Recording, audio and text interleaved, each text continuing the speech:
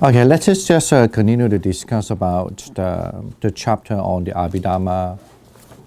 We are still reading the book, The Foundations of Buddhism, written by Rupert Gethin. And we come to the page 215, might be the third paragraph, still under the what I mean the in the simple consciousness. Yeah, I mean the consciousness process, I guess, about the consciousness process, karma and rebirth. And the third paragraph, in the simple consciousness process, right? It is. Yeah. Okay, right. Yeah. Are you going to read it? Yeah. Okay. In the simple consciousness process, the functions of perceiving, receiving, and investigating an object are said to be performed by classes of rootless resultant consciousness. That is to say, the nature of the sense data presented to our minds is regarded as determined by our previous actions. Whenever I see, hear, smell, taste, or touch something that is intrinsically desirable or pleasing, I experience the result of previous wholesome consciousness. Whenever I see, hear, smell, taste, or touch something that is intrinsically undesirable or unpleasing, I experience a result of previous unwholesome consciousness. The basic experiences that I have are thus the result of my previous karma and beyond my immediate control. They come to me whether I wish for them or not. But in each consciousness process, the mind has a choice in how it will react to the experienced object. It is only the final stage when the mind has chosen to enjoy the savor its subject in some way that actively unwholesome or wholesome consciousness plays its part and sows the seed that will bear future results. In this way, the Abhidharma, in effect, provides an exact small-scale analysis of the process of dependent arising. All right. Next one. Yeah.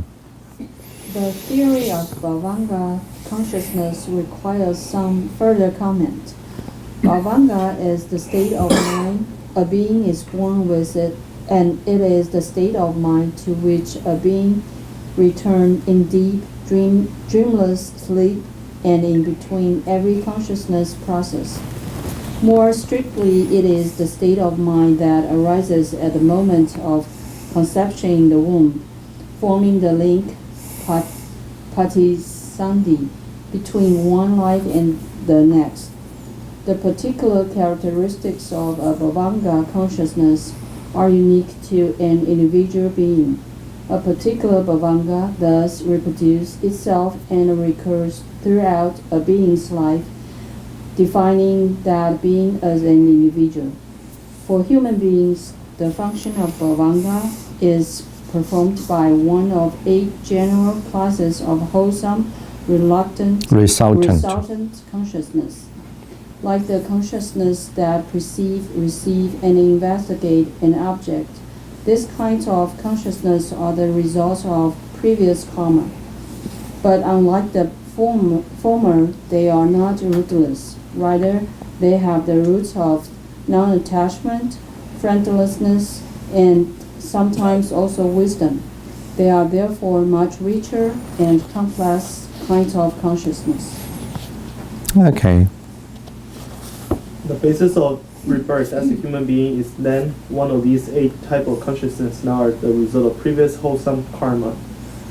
The wholesome karma may have been performed many lifetimes ago. More often, it is the wholesome karma done in the immediate previous life that is significant. What is said to be crucial in the process of rebirth is one's state of mind at the time of death. It is understood that at death, significant acts performed during one's life tend to present themselves to one's mind. Certain kinds of action, for example, certain types of murder, are regarded as so weighty that they cannot but come to mind at the time of death. In the absence of these, what tends to come to the mind are one's habitual actions or the action that one performs close to the actual time of death. The widespread Buddhist understanding that actions performed at the time of death can be of crucial significance in determining the nature of one's rebirth relates to various customs and that turning the mind of a dying person to some meritorious actions that he or she has performed. Thus, flowers, incense, lamps, or chanting may be offered to a dying person's behalf. And because the dead person's new state may be short-lived or, in the Tibetan view, a temporary in-between state, relatives and friends may continue to perform action for his or her benefit for some time after death. The Tibetan belief in a bardo, or in-between states, Antara Baba, is inherited from the Sarvastivadin Abhidharma and is associated with the elaborate practice of the Bardo group, the so-called Tibetan Book of the Dead. This notion of the in-between state was the subject of dispute among ancient Indian school of Buddhism. The Theravadins denied that it was coherent from an Abhidharma perspective, since an in-between existence must be another kind of existence. Okay. Why don't we just finish and then we can discuss that later. And essentially, yeah. Essentially, Abhidharma is a device for promoting mindfulness and understanding. The study of the Abhidharma encourages the practitioner to pay attention to the kinds of mental states that are occurring, whatever. Occurring, right? Mm. Occurring, yeah. Occurring, whatever he or she is doing. It also draws the practitioner's attention to the way in which the spiritual process is understood to unfold. To this extent, it can be seen as simply the elaboration of the analysis of the 5 aggregates and the 12-fold chain of the dependent arising. Okay. Mm. Next one. Sure. One cannot make oneself think nice things or have beautiful, wholesome thoughts by simply wishing it. The mind works according to certain laws and principles that are insignificant. Mm-hmm.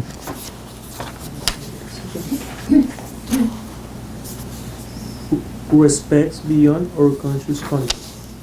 That is to say, certain things happen to us because of previous actions. We react to things in certain ways because of past tendencies and patterns of thought which nurture deep-rooted habits. Thus, I may decide that aggressive behavior is unwholesome and that I will no longer indulge my temper, yet when provoked when the conditions arise, I still find myself unable to control my temper.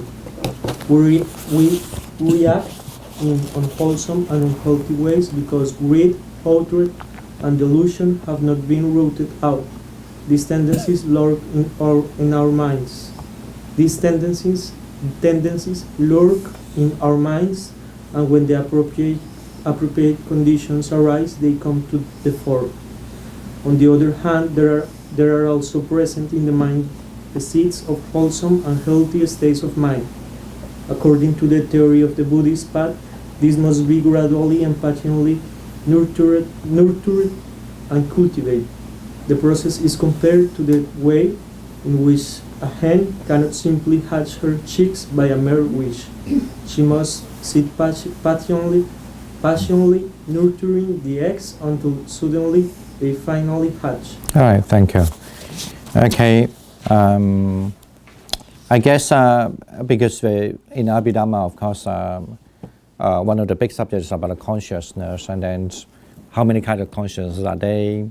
And then, for example, they are usually understood as there are 12 kinds of unwholesome consciousness. Then there are some kind of consciousness what we call it, what do you call that? Without without resultant. In other words, it's just pure functioning.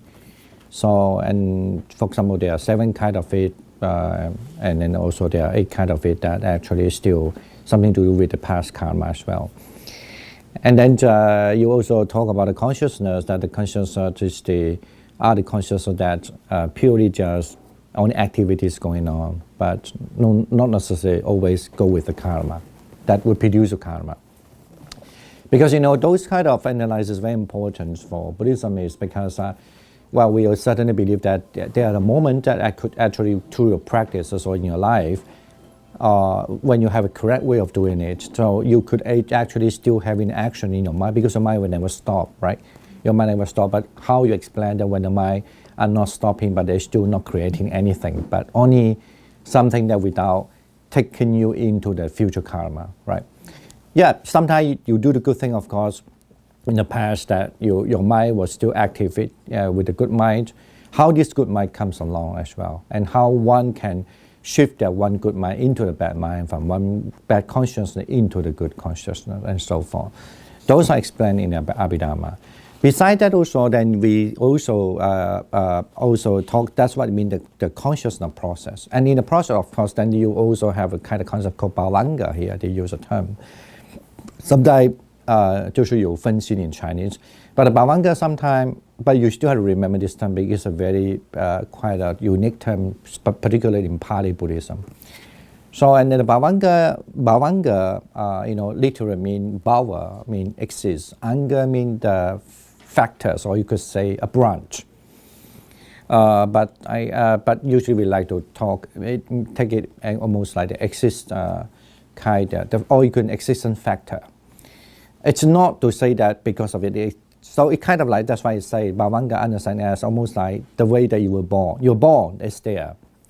And also it happens every consciousness when there's a series of consciousness going on, and then the bhavanga will kind of like your life force. Sometimes that's why it translates as a life force. Sometimes we translate as existence continuum. Sometimes it's translated as a life continuing. So that it depends on how you understand. Of course, because Abhidhamma in the Pali Abhidhamma, generally the way they understand that the bhavanga, it's sometimes you could understand in the like underlying something.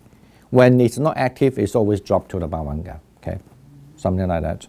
But also sometimes actually in a momentary way of understanding. So sometimes the bhavanga can be explained as almost like whenever the consciousness, they should have the moment of dropping to kind of like, we definitely need the moment to drink something for quench our thirst.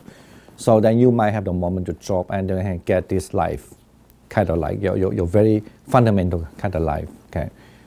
Energy, maybe nowadays put the energy, meaning life continues. That's called bhavanga. Now, but of course, this is not a simple subject. Even like when you learn science or whatever, it looks like the theory like this, but when you go further and further, there are so many different opinions. And sometimes, for example, we have when we learn this, I remember the trade theory about what they call the force. For example, like, when you pose, and then definitely because when you suddenly, if there's a force, and suddenly you stop, then you get the right break, right? And with that theory, you can expand many things. Okay, the same thing. This kind of theory, even is when you learn it, it's like that. But then there's still a lot of a lot of things still going on discussing. Especially I'm talking about even old day, after the Buddha passed away. Say that this Abhidhamma maybe we know that Abhidhamma. Scholarly study, we couldn't say that the Buddha directly said it, but definitely it's after Buddha passed away for 200-300 years. That's there. It means before Christ, few hundred years, it's there already. So almost 2,000 year history. Then particularly there was a time that when it's flourished, these teachings become very flourished and popular, and there's lots of books written in old day that about talking about it. So anyway, so we know something about called bhavanga. We also know something called the relink consciousness. The relink consciousness always refer to many ways, but sometimes relink consciousness in general. Usually people hook up with this understanding.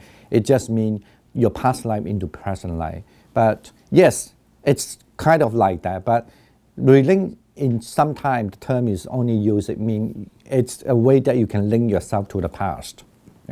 That's also called relink. Okay, but in a series of there was a series, particularly relink is people have a great impression, especially when the people study Abhidhamma. That is that they always think that relink is always referred to like when the person about to pass away, and then now it's going to link to the next life, right? Because if think that we talk about our past, we talk about the present moment, and then definitely there's a future moment, right? So that means something that links you to the next life. So that's called the relinquished consciousness. Before the relinquished consciousness always come along with that kind of consciousness is dead, okay? But particularly in the verge of dying, when the people completely die, there was a dead consciousness arise. In other words, when I say arise, meaning it occurred at the dead consciousness, and the next moment, then there's called the relinquished consciousness that will link you to the next life. Okay. Now this actually creates a little problem here. That's why if you, I don't know whether the book make it clear, but what he wants to say is this kind of consciousness is a Pali understanding, but thus certainly is explain how one link the past life to the future life. Like for example, in Pali it's very popular to explain, even though in all Buddhism also explain the same way, but and then now we put it in a microscopic way of understanding it. Let's say that when I'm doing meditation at the last moment, since it's here also the book mentioned, your past is very important. On the verge of dying, your consciousness certainly have a high responsible for your next life, right? And secondly, that usually is believed that if we are able to born as a human being, according to Abhidhamma system, they explain it because the last consciousness we always, because we are able to have the 8 kind of the wholesome, resultant, good consciousness. That's usually that means 8 kinds of consciousness. I mean, one of them at least say that maybe for you during that time, even though maybe you're thinking about something awful, I don't want to die, and this and that, but the last moment maybe you think, it's fine. That's how the life is. So actually that's your consciousness is with the wisdom because you understand the life is. And you accept it basically. I mean, that's why you have the wisdom, and you might have 2 kinds of feelings. The feeling could be neutral or could be happy, okay? Pleasure, or could be just neutral. And then it's unprompted. When you say unprompted, mean nobody forced you to think that way. So prompted means, let's say I remind, come on, you have no choice, So like that. And the next moment, you've been prompted, like, yeah, no choice. Why I'm thinking, why I'm still worried many things. Why don't I just accept it, That one consciousness, that moment you arise that consciousness. So either you were prompted or unprompted, whatever. So that kind of one of the kind of that kind. Say that you at the end you still keep on thinking about the teaching you learn. You should relieve it. You should not worry. You cannot carry anything when you die. Why should I worry anything? Well, I just had to worry myself. That I just accept it. Then you are having. I say that you feel delighted. Okay, so that means you have this delighted mind. With the wisdom. With unprompted mind, that consciousness carry you as a relinquished consciousness to the next moment.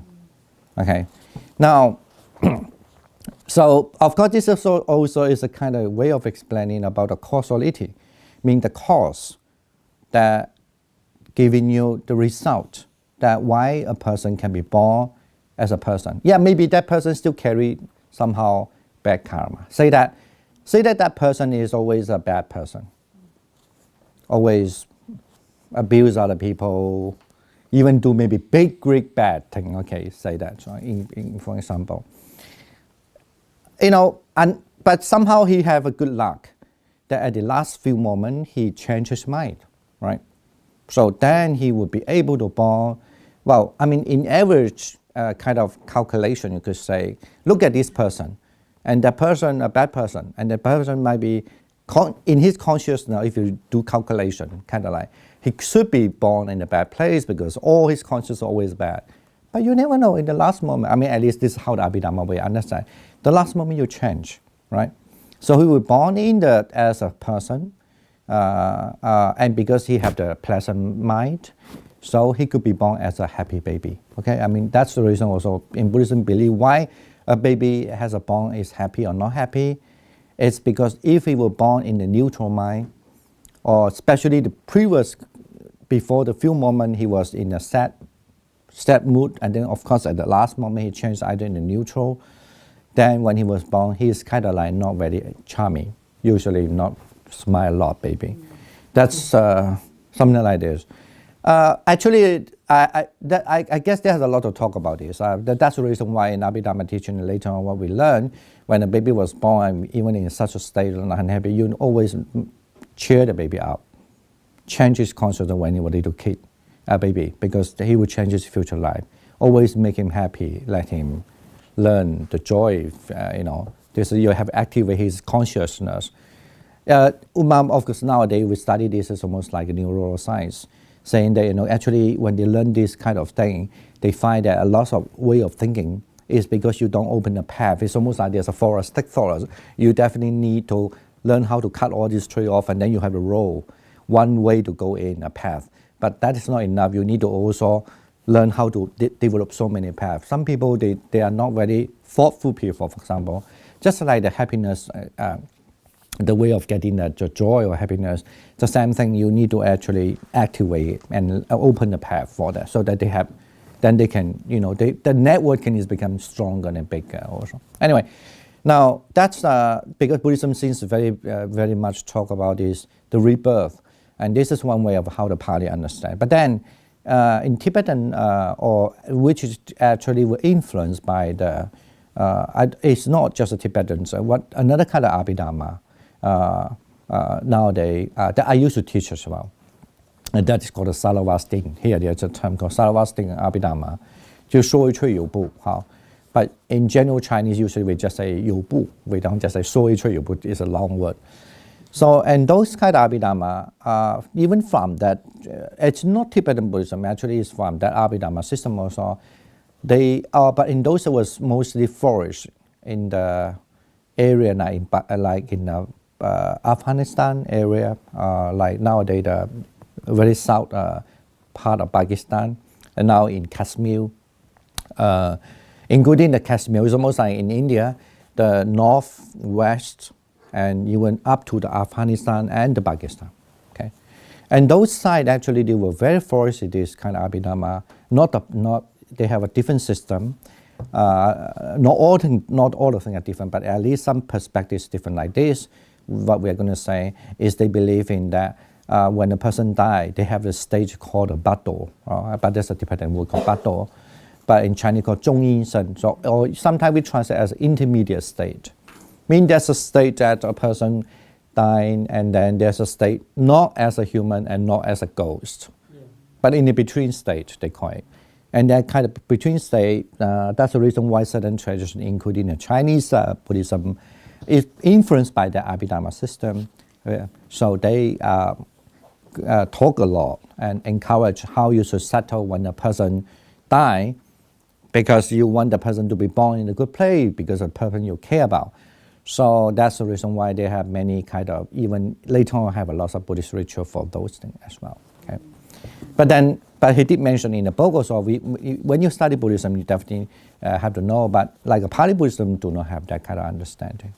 In other words, you could say in a more straightforward way to say, Pali Buddhism do not believe in intermediate state, okay. And of course, that certainly come up, even especially Chinese, say they learn Chinese Buddhism, they never know that their Buddhism do not believe in that, But there are other but usually, yes, people who study the Pali Buddhism, they know there's intermediate state, because intermediate state is so popular, almost like everybody know. Okay, that's one other part. When you Yes. say the Pali Buddhism is the same thing as the Theravada? Yeah. It's the same Yeah, thing. I like to say Pali because Theravada is, I take Theravada as, even though it's a very popular term, but I think scholarly study is still quite loosely, because what does it mean by the Theravada? But for the Pali mean certainly most of you understand Theravada Buddhism, read Pali. But maybe in the future you don't need necessarily true. But if you believe in the Pali language as the language that Buddha always used, and they take that text as more seriously, of course, according to their sources, there's no such a thing called intermediate state. Okay, maybe that's what I mean by the Pali, as using say the language as a kind of the media as a kind of tradition, Okay. All right. And any comment or any problem? I don't know what I did mention, but that's my one of the main thing is important kind of discussion in Abhidhamma. Okay. Yes. Yes. David. Yes.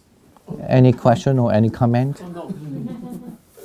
You have a very good Bhavanga state. Yes, please. Yes. In the example that you give about the baby that Mm-hmm. we are reborn and we may reborn with a better karma because of the last minute of our life, but still we will carry that karma with us. Yes. Or the human being will carry that karma. Yeah, that's why I also mentioned the word actually called Patisandhi Citta. It means relinked consciousness. They have many meanings. One of the meanings of so-called relinked consciousness, it refers to the consciousness. Usually when you just newly learn Abhidhamma, it's always reversed to mean someone about to die, that how they link to the next life. However, actually in the daily life, that relinked consciousness also arise. Some people explain that arise in accordance with when this bhavanga I just mentioned mean the existent force, or you could existent continuity, or you could understand as a kind of existent energy that linked to the past. And that also one way of explaining why some people, they might learning some good thing, but if there's a post moment for that person, or they might be change the thing, because they still that kind of because in Buddhism believe in but maybe best explained. Buddhism believe in the dependent origination. I mean, you had to rely on something that change you, right? You must have some condition to give it to you. Say that, how can you be happy? You must have the happy condition to give you so that you can be happy. Okay, but the very moment how you understand the happiness, it could be different because that's with your knowledge. But even the way you understand the happiness is still, let's say that I give you the best thing to eat. But if you don't recognize that is some people recognize that is with my attitude. Some people just understand nothing to do with attitude, just really good. They don't care who. They might be a little selfish, but fine. But I just care really good. And then they could, based on that, that condition given, and they have arise. Okay, now we talk about, this is all about almost like a continuous kind of consciousness going on. How do we explain? Some people that the past life even also influence somehow, right? Okay. My question is still about the bhavanga. So is that all the bhavanga is going on and on to carry on? So that's why I say the bhavanga sometimes you can understand is a kind of underlying force, even though it appears as only when the consciousness are not inactive. Okay? Understand? It appears. Right? Appear mean because according to Abhidhamma, say when I see a person, right? Say that when I see a person, that means my eye have the contact with object, and then I have an eye consciousness, right? So when I have the eye consciousness, I must have three processes going on. First, I had to be able to recognize as the thing, right? And then I accepting there's a thing, and then I can investigating at the thing, right? And because of that, and that will arise a certain kind of consciousness. Could be I'm happy about thing, okay? And then they will last few moments. When they last few moments, then I will keep on seeing the person, the end object, right?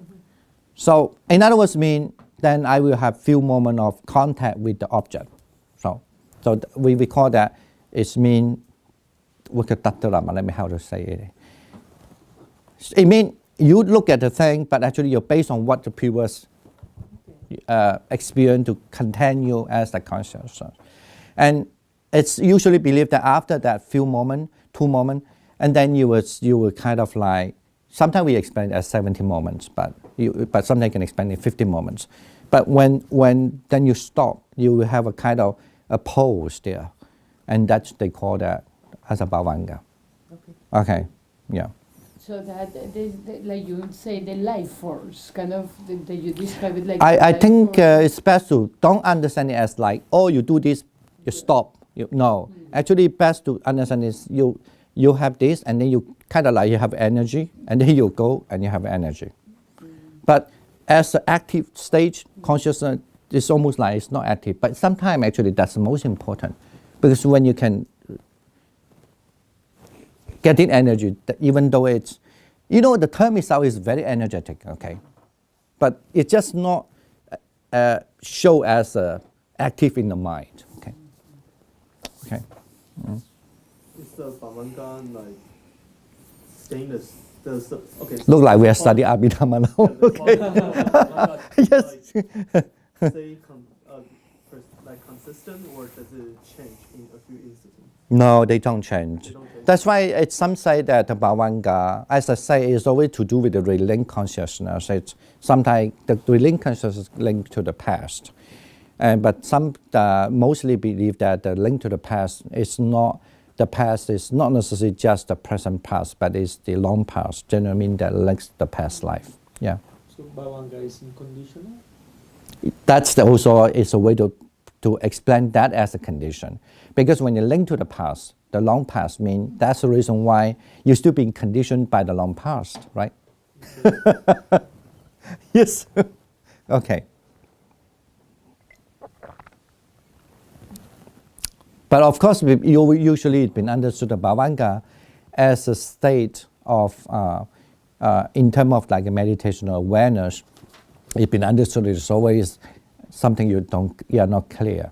You almost like you stop. Because we only can always aware the thing when you are in a active state, your mind. When your mind also might, like when you go to sleep, for example, it's not active state, you don't. Yeah. So, I guess Pali Buddhism, as far as I understand, unless I didn't read every Abhidhamma, so I couldn't tell you for the fact. But like when I prepared this, I also started to read some commentary and see how they say something. But anyway, I couldn't say that. But you definitely have to read. A lot are not translated yet, even not in English or even not in Pali, definitely not in Chinese or English. But I cannot tell you for a fact. But I just want to say that was the reason why in certain other school, they do have their own explanation about how we can see these parts through what you see the past. Okay. Okay. I mean past life. Past life. Yeah. Yes. Okay. But I guess now you know what Abhidhamma topic is mostly dealing with. At least you have some ideas, and how they try to explain the dependent origination in respect of the active consciousness as well, or even unactive consciousness. Because otherwise, if you only read sutra or the sutta, it just say, they will not discuss this. That's in a very microscopic kind of discussion. So, okay. Yes. So, when one is looking back into the previous life, many previous lives, does that mean one is actually examining the bhavanga? No, we never say that way. Okay. Because, but that interesting is, of course, you certainly know that everything that you look at in previous life in general believe that you must have the jhana factors, right? That's why I say a lot of things still need to be discussed and to be explored, you could say. It's also generally believed that especially when you're a new meditator or any moment, so your jhana, when you start to have experienced the first jhana, you first drop to the bhavanga first. And normally you drop to the bhavanga maybe if you count that as conscious as a moment, you could just say very short moment or one moment. But at the meditation you don't, not necessarily. You could in the long moment. So I guess, I don't know, that's no anyone, at least so far I know, Unless I just say you can find whether any other party or whatever source. I think somehow they must have some way to discuss that, even in the past. But whether they put it in a books or record or not, I don't know. Then how they explain this kind of thing. Because certainly it's believed that even though you might not necessarily learn in meditation, but definitely they always believe, in the Buddhist traditional way, believe that the jhana, you definitely need, even though your jhana is not highlight, even like upajjhara samadhi, right? You must have the access concentration. At least that, then you will be able to see the past life. So I guess they have something to do with the mind, have a way to transform. Because you are belong to a different kind of consciousness already. And that's how you can able to look at the, maybe in my term, I cannot say for sure, that actually you look at the bhavanga. And you could, you can stay together, not necessarily make the mind become only active. Because usually you see the bhavanga be understood as an inactive way, right? But we hardly explain that in terms with the jhana. Yeah, so factors. Oh, also, Mm. when it is said that when we were born as a human being, Mm-hmm. we are the resultant of 8 Yeah. those, Wholesome, resultant karma. Right. Yeah. And but actually, does that mean it's a complex situation? Because to classify all human beings of 8 types is kind of very simplified classification. Yeah, it is. But I guess it's like that because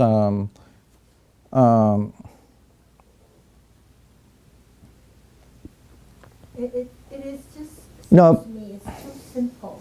no, I know what you mean. Let me just say, I just try to, I don't mean that I'm not a Buddha, of course I cannot give the whole answer, but I'm just trying to say, thinking if I'm a Pali Buddhism, I need to first explain how the Pali Buddhism, try to explain that first. But I don't mean that is the only situation. Yes, but you have to understand, let me just say, I try to, it was something coming in my mind. It's almost like when you say, let me see, when you say a cup of tea, okay, that put it this way, then the cup of tea must have few things: water, tea, and a container. Okay, either whether the cup is small or big, but they still have something that can. Otherwise, you don't say a cup of tea; you would just say, something like that. All right, when that been formed, you could argue that this is too simplified. How can that be a cup of tea? But actually, it's just when. What I want to say is that our consciousness, you could say that because I give the example, like even a really bad person. So a murderer, okay, always he's supposed, according to Buddhist concept, he would be either born in as an animal kingdom or he would born in hell and so forth. Okay, now how can he can still born as a good person? Because that the Buddhism still believe, let's say, certainly this murderer in his whole life, he's not all the time a murderer, right? He will murder a few times, but that the murderer actually, there was some time, maybe, I'm sure that even the movie always show that he could be a murderer, but when in his family, he's a nice person, When he sees his own kid, he's nice. So he has a wholesome karma. So now he just want to explain that. So, but even this is just explanation, saying, when it's explained, of course I believe it's true, say that belief is put the other side now, but so it's true that the next moment, how can he be born in a human? He must be the last moment, he have some nice thought, that's it. Not necessarily the correct thought, because that's why you remember the 8 kind. One is mean he not with the wisdom, but because of pleasant mind and what, he still can be born. He just, The understanding. yeah, but his thought is not like the bad thought, but it's just nice. It's kind of like, I did something wrong in the past, and then die. Okay, let's say that one more. So, well, it's believed that way. I mean, I don't, yeah. I can understand. Yeah. But to say, like around here, even though, any one of us could fall into one of those 8 Yeah. classes. Mhm. Okay? But within one class, not all the people are alike, right? So if one is born, say like with wisdom, with happiness, and uncorrupt, the best quality, even so, the group that come within that definition are not necessarily all the same, right? It's not the same because they're past karma. Right. It just only explains he would be born as a human. He had the consciousness, otherwise he would be born in a hell, right? For example, that consciousness lacking the born in the heaven, and then he still have a lot of bhavanga there all the time, every moment to moment. I'm not at least every 18 moments or whatever, and at 70 moments and blah, blah, and he, all time. So that influence his karma. He still have a, so that's why he has still have a get the pen. But he was lucky that, let's say, like almost a probability, like how he, yeah, like a probability, that's a kind of probability theory, like how it could be born as a human. Okay, at least as I say, don't say that meditation you really can see it. This is so far before that we should come up in a rational way, explain how, because he at the last moment he have a good consciousness that make him that, even though he still have to get the karma. Now, and you know that in the karma we talk about that he, and especially even in the sutra also, even in Abhidhamma also later you have to study that karma also, so people have to face the karma. Sometimes he has a good way to avoid, but some karma he will never avoid. Say that even if he were born as, say that, for some example, the last moment he was able to escape and become a human, and then somehow he have a good family, okay, giving him a good way, take care of him, and he always build up the wholesome karma. So in this life, he's almost like no problem. But there's also comes up in the maybe, okay, let's say he have no problem at all, almost like, let's say some people have power. This is a murderer in the past life, and he murdered a lot of people. He's supposed to have suffering, because that's the closest, what we call the closest cause in Buddhism. And he should be, in this kind of closest cause in general, he should be able, he would be generate a bad karma. He would be kind of being tortured to die or whatever, blah, blah, blah. But why didn't he? Because he have a good condition. Don't forget, Buddhism believe in a conditionality more strong than anything else. So he was nicely guided, good, and he have a good karma, blah, blah, blah. But let's say there's a story coming. Let's say he was 60 years old. Somehow, I mean, this could happen in a movie too. He was nice, and suddenly he saw a beautiful woman. He changed his mind. He think, I want this girl. He somehow the past karma influence him. Of course, because the object, some people might not influence that, might think about, but he was really become, that kind of murder might become so strong, and all things fall in a different way. Now, that's why I say Buddhism is very rational. Now, okay, you explain why he, okay, you look at the 60 years, it was like, why suddenly he become that? No, he's passed up there. When there's condition given, and of course he didn't practice, I don't mean, and even he practiced, but still that past is so strong, now he could be bring it down. Like that, okay. They still talk about conditionality. Okay. So can we say that during those factors of decided how we going to reborn, the last consciousness is the most important one, or the No, it's not the most important one. That's just only, you maybe now put it in a modern language. You could say, you at least you learn a way to escape.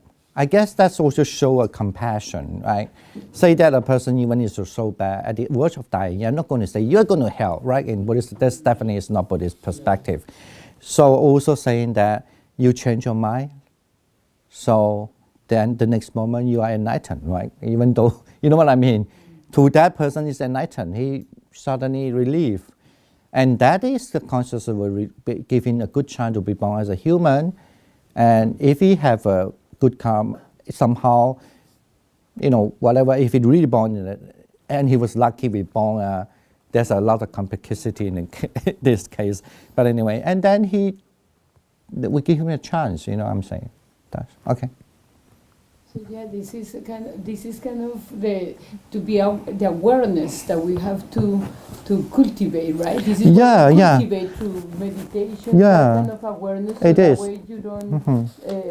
The more clear your mind is, the more awareness, so you don't fall into the same condition, the same. Yeah, you don't fall into your actually the woeful state. It could be the mental state. Exactly. You know, not necessarily just physical state. The mental, you torture yourself, right? Now, I remember, since you're with your accent, I don't know where to come from, in which part, but I remember long ago, there was more than 25 years ago, I hardly see any movie in those days different like nowadays. And I'm sorry I don't remember the movie, and I don't know what the movie will make. It could be a foreign movie. I don't remember anything. I don't care those days. I just watch over. I remember the movie have one of very, I don't know whether it's based on true story, but definitely let me just say the story, very few. First, the story starts with saying that this girl, actually she was born in Argentina, and at the place her grandmother have a kind of believing in the possession of the ghost, something like that. Somehow she was brought up in that, or she could recall some ghosts or something like that. Anyway, later on, so unfortunately she was somehow facing to some political change in there, and she was actually being forced, kind of like be in jail, in prison. It's a long story, but I just want to put it in a few points. What impressed me a lot is, and then she was, of course, being raped there and lots of torturing. Of course, she was full of hatred. Somehow, and then the political changing, and then she was released from the prison, and she have a new life, you know. The ultimate story I want to say is about, she did say something very similar. What I want to say is that she realized that she have to, I don't think she used the word forgive, because it's different meaning. She kind of understand that the worst thing to torture herself, if she only thinking that in a bad way, is to torture not only is unhuman to torture the other, but is torturing herself. That's what it is that. And actually, I watched that, 20 years ago. I was really impressed with that kind of movie, saying this concept. Like a lot of people still now talk about how to forgive. But how you can put this message to forgive, or because you believe, or because of what? But she was clearly understand. If she don't do this way, she in a wolf state. So if she want to really get on the life nicely, she definitely need to forgive. Kind of like only those people are torturing her, raping her, all this problem. How difficult for a person really can understand that at the end that she don't want to torture herself. That's that you can explain the Abhidhamma way that the consciousness have to change. Okay, all right. Any other question, comment? Don't just ask question. You don't necessarily. Any comments? What you learned so far? What you think? No thinking. You're all in the Bhavanga.